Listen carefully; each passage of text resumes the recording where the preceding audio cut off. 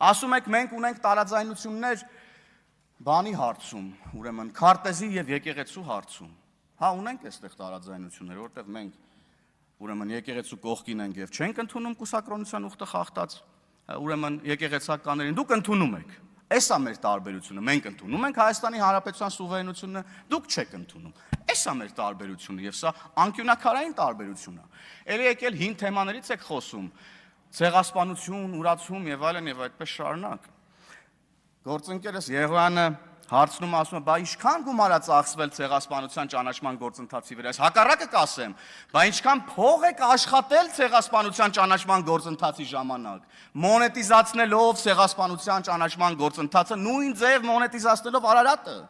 Էս է եղել, ուրեմն ձեր քաղաքական առաջնորդների գործունեության արդյունքը, ում հետագիծը դուք այստեղ շարունակում եք։ Էսա։ Եվ դուք խաբել եք ձեր ընտրողներին։ Դուք խաբել եք ձեր ընտրողներին, դուք ձեր ընտրողներին չեք ասել, որ դուք ընդունում եք, որ ուրեմն քաղաքացի Ներսիսյանը զավակ ունի,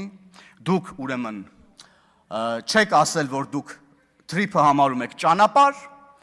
դուք չեք ասել, որ ստում եք 300,000 ադրբեջանցիների թեմայով եւ այլն եւ էլ չեմ խորանում ուրիշ թեմաների մեջ։ Դուք խաբել եք ձեր ընտրողներին։ Եվ այդ խաբեության արդյունքում էլ հələ մի հատ էլ այդ մարտագլխիկին բերել եք ազգային ժողով